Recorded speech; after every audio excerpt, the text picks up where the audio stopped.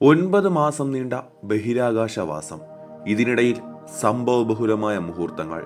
ഒടുവിൽ ബഹിരാകാശ ശാസ്ത്രജ്ഞരായ സുനിത വില്യംസും ബുച്ച് വിൽമോറും ഭൂമിയിൽ തിരിച്ചെത്തിയപ്പോൾ ശാസ്ത്ര ലോകത്തിന് തന്നെ അഭിമാനത്തിന്റെ നിമിഷങ്ങൾ. ഫ്ലോറിഡ തീരത്ത് ഇന്ത്യൻ സമയം പുലർച്ചെയാണ് സുനിതയെയും സംഘത്തെയും വഹിക്കുന്ന പേടകം പതിച്ചത്. ഫ്ലോറിഡയിലെ ടാലഹാസിയിലാണ് ക്രൂ 9 വഹിച്ചുകൊണ്ടുള്ള സ്പേസ് എക്സ് ഡ്രാഗൺ ബഹിരാകാശ പേടകത്തിന്റെ വിജയകരമായ പതനം. റിക്കവറി കപ്പലായ മേഘനിലേക്ക് ഡ്രാഗണിനെ ഉയർത്തുന്ന തത്സമയ ദൃശ്യങ്ങൾ നാസ പങ്കുവച്ചിരുന്നു. തുടർന്ന് പേടകത്തിന്റെ ഹാച്ച് തുറന്ന് സുനിതയെയും സംഘത്തെയും പുറത്തെത്തിച്ചു. സുനിതയുടെയും സംഘത്തിന്റെയും പോസ്റ്റ് ഫ്ലൈറ്റ് കാലയളവ് ആരംഭിക്കുന്നതിന് അവരെ ഹ്യൂസ്റ്റണിലെ നാസയുടെ ലിൻഡൺ ബി ജോൺസൺ സ്പേസ് സെന്ററിലേക്ക് കൊണ്ടുവരുമെന്നാണ് റിപ്പോർട്ടുകൾ. അന്താരാഷ്ട്ര ബഹിരാകാശ നിലയത്തിൽ നിന്ന് ക്രൂ 9 മടങ്ങി വരുന്നതിനുള്ള അന്തിമ ഒരുക്കങ്ങൾ മുതൽ നാസ ലൈവ് സ്ട്രീം ചെയ്തിരുന്നു.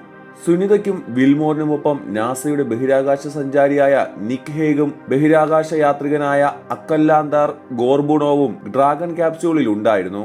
ഇന്ത്യൻ സമയം ചൊവ്വാഴ്ച രാവിലെ 10:35 സുനിതയുമായുള്ള പേടകം ഭൂമിയിലേക്ക് യാത്ര തിരിച്ചത്. 10:15 ഹാച്ചിംഗ് പരിപൂർണമായി പൂർത്തിയായിരുന്നു. ഡ്രാഗൺ പേടകത്തെ ഇന്റർനാഷണൽ സ്പേസ് ഷട്ടിലുമായി ബന്ധപ്പെടുത്തുന്ന കവാടം അടയ്ക്കുന്ന പ്രക്രിയയാണിത്. ഇതിനു പിന്നാലെ ബഹിരാകാശ നിലയവുമായി വേർപെടുത്തുന്ന അതിനിർണായക ഘട്ടമായ അൺഡോക്കിങ്ങും പൂർത്തിയായതോടെ പേടകം ഭൂമിയിലേക്ക് യാത്ര തിരിക്കുകയായിരുന്നു. വെറും 9 ദിവസത്തെ ദൗത്യത്തിനായാണ് സുനിതയും വിൽമോറും ബഹിരാകാശത്തേക്ക് പോയത്. പക്ഷേ സാങ്കേതിക തകരാറിനെ തുടർന്ന് ബഹിരാകാശ നിലയത്തിൽ കുടുങ്ങുകയായിരുന്നു. സുനിതയും വിൽമോറും 200 ശാസ്ത്രീയ പരീക്ഷണങ്ങളിലാണ് ഇക്കാലയളവിൽ പങ്കാളികളായത്. മൈക്രോഗ്രാവിറ്റി മനുഷ്യ ശരീരത്തിൽ എന്തെല്ലാം മാറ്റങ്ങൾ ഉണ്ടാക്കുമെന്ന സുപ്രധാന പഠനവും ബഹിരാകാശ നിലയത്തിന്റെ അറ്റകുറ്റപ്പണികളും ഇതിൽ ഉൾപ്പെടുന്നു. അർത്തമിസ് ഉൾപ്പെടെയുള്ള നിർണായക ദൗത്യങ്ങൾക്ക് സഹായകമാകുന്ന ഒട്ടേറെ വിവരങ്ങൾ ഇരുവരും കണ്ടെത്തിയതായി നാസ വിശദീകരിക്കുന്നു. ബഹിരാകാശ സഞ്ചാരികളുടെ 6 മാസം എന്ന പരമാവധി കാലയളവ് ഇക്കാലത്ത് ഇരുവരും മറികടന്നു. ബഹിരാകാശത്ത് ഏറ്റവും കൂടുതൽ കാലം ചെലവഴിച്ച റെക്കോർഡ് റഷ്യക്കാരനായ വലേരി പോളിയോക്കാവിനാണ്. 437 ദിവസങ്ങളാണ് ഇവർ ബഹിരാകാശത്ത് കഴിച്ചുകൂട്ടിയത്. സുനിതയുടെയും വിൽമോറിന്റെയും മടങ്ങിവരവ് അനിശ്ചിതമായി നീണ്ടത് കടുത്ത ആശങ്കയാണ് ഉണർത്തിയത്. ഇടക്കാലത്ത് സുനിത വളരെ ക്ഷീണിതയായുള്ള ചിത്രങ്ങൾ പുറത്തു വന്നതോടെ US കനത്ത പ്രതിഷേധവും ഉയർന്നു. സുനിതയെയും സംഘത്തെയും മടക്കി കൊണ്ടുവരുന്നതോടെ താരമാകുന്ന മറ്റൊരാളുണ്ട്, എലോൺ മസ്കിന്റെ സ്പേസ് എക്സ്. നാസയുമായുള്ള സ്പേസ് എക്സിന്റെ പങ്കാളിത്തം ദൗത്യത്തിലൂടെ വർദ്ധിക്കുകയാണ്. ബോയിങ് പേടകത്തിന്റെ സാങ്കേതിക തകരാർ എല്ലാ തരത്തിലും സ്പേസ് എക്സിന് ഗുണമായി മാറി.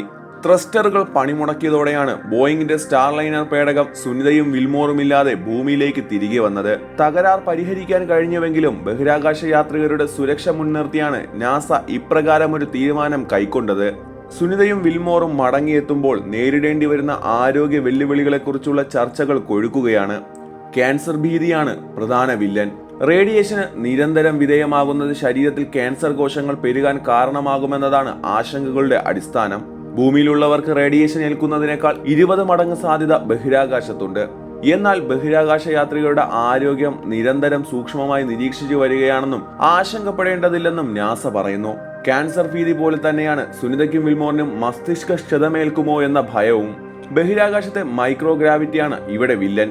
ഗുരുത്വാകർഷണ ബലമില്ലാത്ത ബഹിരാകാശത്തെ ദീർഘമായ വാസത്തെ തുടർന്ന് ശരീരത്തിലെ ദ്രവങ്ങളെല്ലാം തന്നെ തലയുടെ ഭാഗത്തേക്ക് കേന്ദ്രീകരിക്കുന്നതിന് കാരണമാകും. ഇതോടെ തലച്ചോറിന് സമ്മർദ്ദമേറും. നിരന്തരം ഈ അവസ്ഥയുണ്ടാകുന്നത് കടുത്ത തലവേദനയ്ക്കും കാഴ്ച വൈകല്യത്തിനും തലച്ചോറിന് സാരമായ ക്ഷതമേൽക്കുന്നതിനും കാരണമാകുമെന്നും ഡോക്ടർമാർ പറയുന്നു. ബഹിരാകാശ നിലയത്തിൽ ദീർഘകാലം കഴിഞ്ഞ യാത്രികരുടെ തലച്ചോറിൽ സാരമായ മാറ്റങ്ങൾ സംഭവിച്ചിട്ടുണ്ടെന്ന് പഠനങ്ങൾ പറയുന്നു. Space flight associated neuro ocular syndrome എന്ന അസുഖം ഇവരെ ബാധിക്കാമെന്നും വിദഗ്ധർ അഭിപ്രായപ്പെടുന്നു.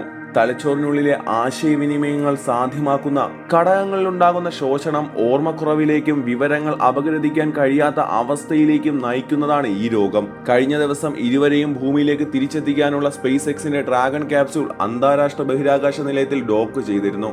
പുതിയ ക്രൂ 10 ദൗത്യത്തിനായി 4 ഗവേഷക സഞ്ചാരികൾ നിലയത്തിലെ ഡ്രാഗൺ പേടകത്തിൽ എത്തിച്ചേരുകയും ചെയ്തു. പുതുതായി എത്തിയ ബഹിരാകാശ യാത്രികർ പേടകത്തിലെത്തിയപ്പോൾ ബുച്ച് വിൽമോറും ബഹിരാകാശ നിലയത്തിന്റെ ഹാച്ച് തുറന്ന് മണിമുഴക്കിയാണ് സ്വീകരിച്ചത്. ആലിംഗനങ്ങളും ഹസ്തദാനങ്ങളും നൽകി സുനിതയും വിൽമോറും പുതിയ അംഗങ്ങളെ സ്വീകരിച്ചു. ഇതൊരു അത്ഭുതകരമായ ദിവസമായിരുന്നു. നമ്മുടെ സുഹൃത്തുക്കൾ എത്തുന്നത് കാണാൻ കഴിഞ്ഞതിൽ വളരെ സന്തോഷമുണ്ടെന്ന് സുനിത വില്യംസ് മിഷൻ കൺട്രോളിനോട് പറഞ്ഞു. 28 മണിക്കൂർ നീണ്ട യാത്രക്കൊടുവിലാണ് സംഘം സുനിതയെയും വിൽമോറിനെയും കണ്ടത്. ശനിയാഴ്ച പുലർച്ചെ ഇന്ത്യൻ സമയം 4:30 ഫ്ലോറിഡയിൽ നിന്ന് സ്പേസ് എക്സിന്റെ ഫാൽക്കൺ 9 റോക്കറ്റ് ക്രൂട്ടൺ ദൗത്യത്തിനുള്ള സംഘത്തെയും വഹിച്ചുകൊണ്ട് യാത്ര തിരിച്ചത്.